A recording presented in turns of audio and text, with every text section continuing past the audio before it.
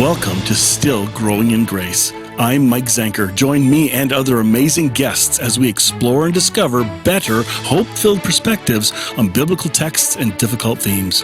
Prepare to expand your understanding of God's love and amazing grace. Growing in Grace Ministries Canada and Hope Fellowship, as well as Eastside Church, invite you to enjoy today's program as we dig deeper into what it means to be still growing in grace. Welcome to Still Growing in Grace. I hope you've been enjoying all the conversations we've had, and our topics seem to vary all over the place. Like today will definitely vary from what we've typically talked about. But before we hit the record, we were kind of talking about some difficulties and stresses in life, and how do we address those in our day-to-day while being truly human and honest about our faith, without making it overly religious. And I jokingly was talking with Fred about an acronym of issues, because he and I are both pastors. So I'm bringing this up. That's why I was laughing. That this Christian rules and procedures, church crap, Christian rules and procedures are a problem. And the more we grow and unlearn these chains that are attached to us by well-meaning people, as they're released, we're seeing the repercussions, the soot of things being burned up, and it's hard in our theology. Our relationships, that we find out what is true, what is not true.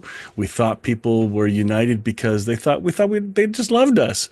Don't we all believe the same thing? And no, it's not quite like that. And so I think each one of us here have faced lost relationships because we have spoken a little more bluntly and clearly about this deeper journey we're on. And I had somebody call me out a little bit, not call out, but just nicely ask, because I've always talked about a more hope-filled perspective, but I use the word a better and more hope-filled perspective. So the question was, don't people call you out on better? Doesn't that make you us versus them? Doesn't that make you sound a little more entitled? I said, no, because we're always wanting something better.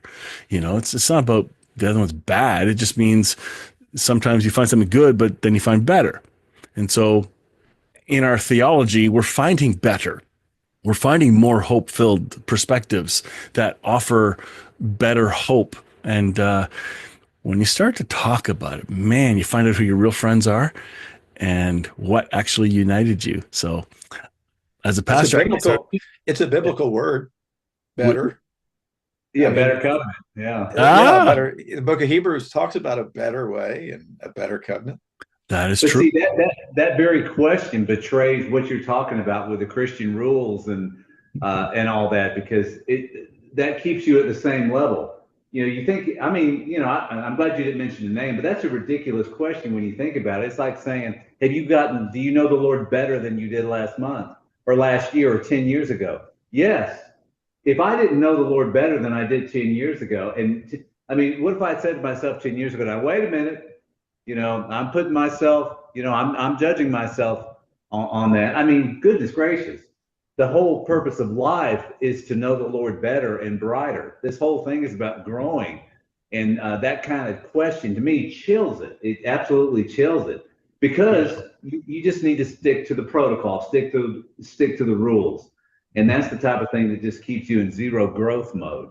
Yeah. And, some people are scared of growth, or intimidated by it, or just intimidated by it, but it's a natural thing to want to expand. Like you said earlier, what was it you said with the teeth that was good, Mike, a second ago, maybe before the recording, about growing in Oh yeah, we can't be fed pablum our whole lives, because we're taught here, spoon fed this, but by the time you're 5 years old, your teeth are growing in full. You can't just be eating pablum. You gotta move on to some other stuff, things you can chew, and then eventually your real teeth grow in, right? So and Paul talked about going from milk to meat. Yeah. Why? Because meat is better. Milk is good for where you were at, but there's something better for where you're going, and as you grow. Yeah. What if the meat was not just a better list or a deeper list of beliefs, but what if meat is abandoning the certainties Hmm. that we have to be given in our Sunday school child faith, and meat Good. is actually, embracing the mystery that we really don't know. And so I think sometimes when somebody hears something and says there's something better, maybe there are some at least that feel like they've had it all figured out. So they were told Right. they've got God in a box, Randy. They've got God figured out. They just got the wrong box. But then somebody says, yeah, but there's something better, and it kind of throws them off. They're like, wait a minute, I know everything there is to know. Yep. Yep. That happens, right? The small, cushy arrogance, and they don't. I call it innocent arrogance, because not everybody thinks they've arrived. They just have this confidence they got it all figured out, and everybody else is wrong. And it takes a humbling journey to unlearn that. And so when better is offered, it's good. And by the way, the meat part is not a vegan issue. This is not a vegetarian issue. This is an allegory, just in case somebody gets just gently offended. Just chill, because this is not about that. This is about the meaning of more mature spiritual food. So we are called to grow up, to be fully formed into Christ, right? That's what we're designed for. But when you got all these diaper adults around, it's like, it's scary, you know? Especially those who've been in the faith for a long Yep. time. Yeah, because we assume. Yeah. I think our belief system, in a way, is sort of like a pyramid. Now we've got a foundation, a wide foundation, and then above that is an interim, but it's very wide, and it narrows and narrows and narrows to the top. And the things at the top, they're not so dear to our hearts as the things at the foundation. You can kind of mess with the top a little bit, and it won't make that much difference to me, but don't mess with my foundation. So the deeper you get in that pyramid, the more it's painful it's going to be. And I think what happens, if this metaphor is making any sense, I think what happens is that sometimes a suggestion about something at the top means that my bottom is off, and that gets us upset, because now you're telling me my pyramid is all wrong. The whole thing's got to be thrown out. And I think that's, in talking about the transition from milk to meat, my grandson's going to be making that transition from milk to food in a couple of weeks, and we've been talking about it and all. And there is that possibility of the body not being used to the food, rejecting the food, because it's going to take some getting used to, even though the food is necessary for your growth into maturity.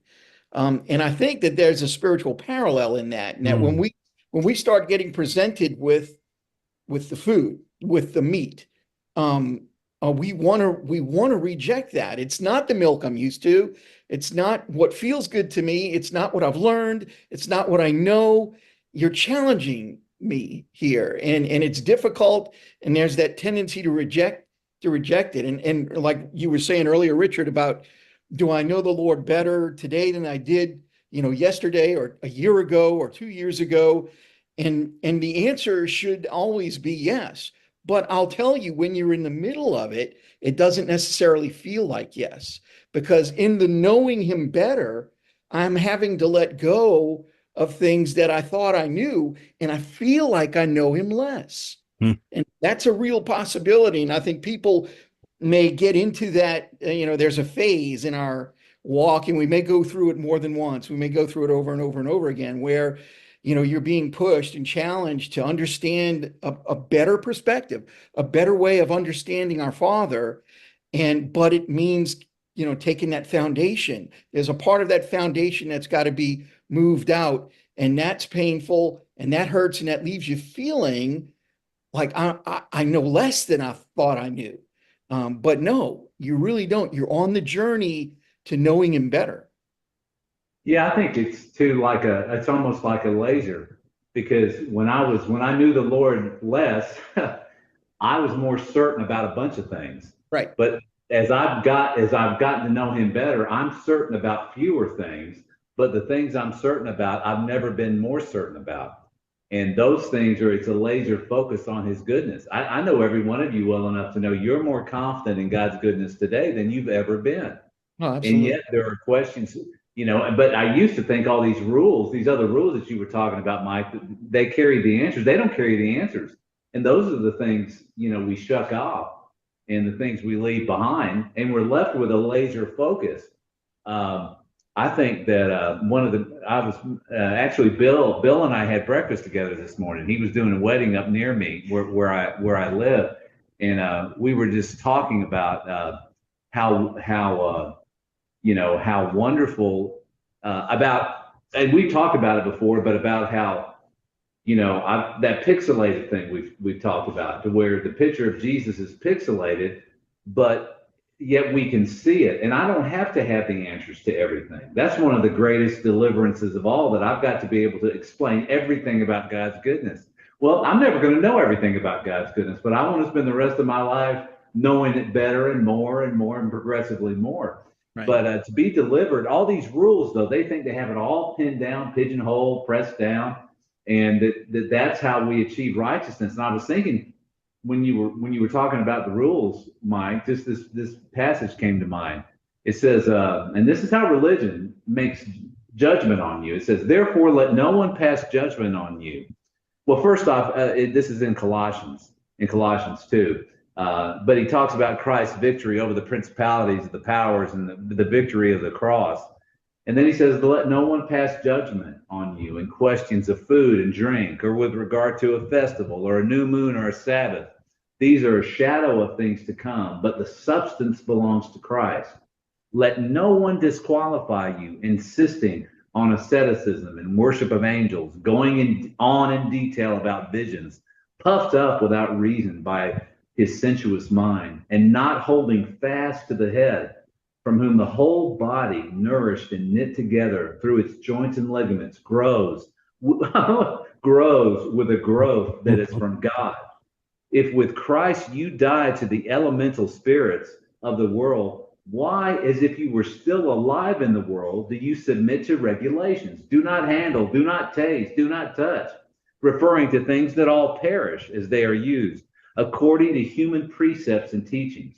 These have indeed an appearance of wisdom in promoting self-made religion and asceticism and severity to the body, but they are of no value in stopping the indulgence of the flesh.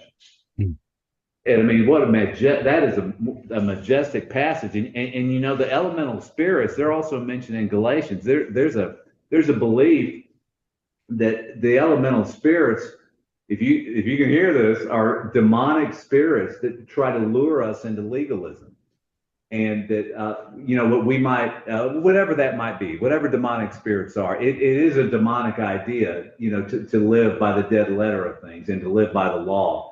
It's cursed. But at any rate, to die to the elemental spirits means we die to these regulations, and we die to these ordinances that religion tries to self-impose on us. And I love this passage, and so many people would look good and like they're really following the rules, and that they're holding to the severity to the body and asceticism and living by these precepts, when really they're not relating to God's presence at all. And that's really at the end of the day, we abandon it. It's all about knowing the Lord's presence. I may know the less about him that I can put into words, but if I know his presence, that's the knowledge we seek. Paul called it epigenosis, which is intensified knowledge of the Lord's presence, of the Lord's palpable personality in his presence. And to me, that you can describe it, but that's only can be experienced. And that's really what we're talking about. These rules and these ordinances, they're not experiential, and they keep us from entering into the experiential. And the things that lift our spirits and the things that give us hope is that's where we grow. We grow in the knowledge of God, that with a growth that is from God. And that it's a relational growth. So, I mean, that's it. Richard, when you were reading that passage, one of the things that stood out to me was a hindrance to this kind of relationship that you're talking about. When he says, don't handle, don't touch, don't taste, that's Old Testament law. He's actually using the Old Testament law in a light that says this is a hindrance to you.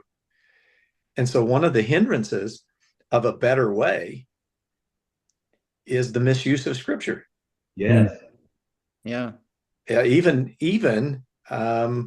New Testament scriptures. So for a guy who grew up in a fundamentalist church, I knew the scriptures, but I didn't know the Lord of the scriptures, the relationship behind it. So sometimes sometimes the better way. I'm trying to think how to say this so I don't just really screw this up. But when I initially went into this process of deconstruction, I think I shared this before. I spent several months not reading the Bible at all. Mm-hmm. I couldn't, because everything was a trigger that just went back, and all the voices that taught certain things. Every time I read a verse, I heard all of that teaching that lifted that verse out of and turned it into a law, instead of the Spirit leading us into knowing Him. And so I thought, Jesus said, if you've seen me, you've seen the Father. Wouldn't it have been great to be one of those guys spending time with Him? Because what did they see? What was it like sitting around the campfire after all the work was done and you're just shooting the breeze? I mean, they saw things about the goodness of the Father that we just scratched the surface with what we've been able to read those accounts, but we're missing so much, So like sometimes the like the scriptures humor, right? I bet there's a lot of humor there. I bet there was. Yeah. Yeah. Yeah, and they weren't real taste not, touch not kind of guys. They were all rough. They were rough hewn, like, to use that term again. They were experiential, gritty, gutty. Paul was the scholar, but he wasn't with them at that point. And Paul had to sort of unlearn how. You talk about someone who went through deconstruction. Oh my Lord! Sure. Yeah, amazing. Pauline deconstruction. That would be a good topic. When Paul went, when he gave his life to the Lord, Scripture says he went away to Arabia for 3 years. And he was undoing everything he had learned for the past 40 years. He was undoing it, unlearning it, and letting the Spirit of God bring it back to him the right way. And and I think that's an important thing, is to have that time where you get away, like you said, Fred. You went months without even reading the Bible, because there's a time that you got to spend away. And just rethink, re-understand, let the Spirit of God inside of us work in our minds and our hearts. I think there's go ahead. That term reverse engineering, and that term reverse engineering is you scale it back, you go back from where you're at to the beginning, and then you remove malicious content. That's what it is when you in, I guess, in the computer or whatever it is world. I just read that definition, but I said, God, that's fantastic. We're going back to the scriptures, removing malicious content, and then going on from there. But it's reverse engineering. That's another good word for deconstruction. You reverse engineering it, not to leave it behind, but to purge it, and then go back forward again. And yet people need permission for that, because they've been told you can't question it. That's right. So don't question the church. Don't question the pastor. Don't question God. Well, the series I'm teaching, I start off with, you can question God. You can question the Bible. You can question the church. Question church authority. All of it's up for grabs. We just had All Saints Day today. Seriously, Martin Luther knocking on that door, nailing the door. That was a serious start for deconstruction for another group of people. So this is not a new thing, right? Right. But what I think happened with him, like we can learn from, he had wrestled with this, debated it, and finally became an item to be written down. And so for Fred to not read the Bible, however that was for his personal journey, I did the no prayer, no devotion thing because that was my hook.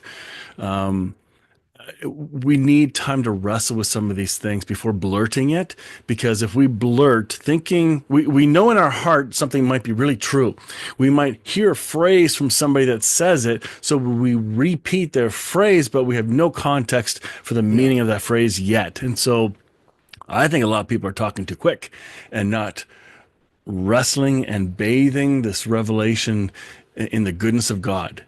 They're bathing it in their trauma of pain they've come from. There's a big difference. You just described my process of talking, going through it some, but being that I needed to teach, I went and started teaching, but I was way ahead of, I wasn't experiencing everything yet. I was excited about it, but man, I would love someday to think about what happened, Randy, in Saudi Arabia for 3 years, because he doesn't talk about it. Right. It's not like he had to show up at class at 7:30 and took tests and pop quizzes. And it had to be more like the monasteries, the getting away and the contemplation and that's an amazing thing that part is left out. Yes. Because it's probably, I'm thinking, if we record it, if we record this, if this is written, all they're going to do is go duplicate it. All they're going to do is just take it and try to do the same thing, but it has to be different for every person. I'm thinking, right. You'll make another regulation out of it. It'll be in the law, another regulation. Yeah. There's I think he just let the Lord love on him. At the end of the day, the 3 years was just his own experiential growth and knowledge of the Lord. And that ought to be what we're, what we're aiming for. But somehow these regulations gets lost in the mix. Yeah. And, Bill at breakfast this morning, Bill was saying what amazes him about some of the progressives who would come and just have this entirely new, revelation. Well, Jesus wasn't divine, or Jesus wasn't this, or Jesus was, huge things that even, he said, and yet they turn right around. They've changed their whole theology. They turn right around and continue to teach. And we were just talking at breakfast about how, well, wait a minute, but where are your 3 years in Arabia? With that topic. Yes. With that topic. Yeah. Yep. Let it, it's got to cook. It's still raw. I'm not wrong or right. It's still raw. And, to give things to cook it, let them cook in us and be willing to be silent and not say anything until it's perfected in you, at least perfected enough to the sense that you can start expressing it, in the right tone, in a tone that's from Jesus. Bingo. Last time you talked about tenderness and how when the Holy Spirit really works a truth into you and works out the stuff that shouldn't be there, one of the biggest evidences is tenderness and kindness that comes out. Your tone will change. Tone. Absolutely. And oh my goodness. And you can't scream that out because then it would have the wrong tone. But it's a maturing thing for you. And that's hard because we're set up in this Western world that church is about building your platform, building a reputation, going denominational lines, or your group that you're in now lines, and without getting ostracized from even that group. Like, it's still happening all over the place. But I trust the tone and heart of somebody that I've gotten to know. Not just because then you can challenge it if you need to. You can have that quiet conversation. So you just don't do it all in public. So I wanted to bring up one point. I know we only got like 2.5 minutes left. The text in, I think it's Second Peter 1, it talks about the journey of growing. Yeah. It's reflected in 2 John, I think, where it says, I speak to you children, and then I speak to young adults, and I speak to you adults. 3 stages of growing, which is really important. It's the teen, the young adult stage in that John text, 2 John. That is the wrestling out to work all this stuff out. So that's a needed step. But you go over to 2 Peter and you see how you gain understanding and patience, and add to your patience understanding, add to understanding this and this. It's a progressive adding, or I call it unveiling of what's in you already, so that you grow to have love for fellow believers, is what it says in one translation. Then the next phrase says, then you'll have an authentic love for everyone. Think, oh, there it is. You know, we're some people are stuck at believers because you're supposed to, but to really love everyone, that to me was really, really cool. And then it says, you may have forgotten that you already have been forgiven if these things aren't happening. It's like, what? So it's, again, really tied in. I know I'm putting a big bump at the end of the conversation, but the journey of growing up is so critical. And we can't let the church crap stop us. That can't be the trauma that defines us or prevents us from growing. It's just the things that get flicked off that, hey, that was never supposed to be there anyway. And just means a new journey. Ask the Holy Spirit to give you peace. So 30 seconds. I would like to say something real quick. Yeah. Paul, we were talking about Paul. He, at one point, made a statement, and this is paraphrased. He said something like, I want you to know the love of God that is beyond knowledge. So in one sentence, Paul is saying, keep knowing the love of God and keep going after it, understanding him and knowing him. And in the same sentence, he's saying, you're never going to get there. There's always a more to his love that you can understand, that you can feel, that you can know. You're never going to arrive, but keep going after it. Yep. That's good.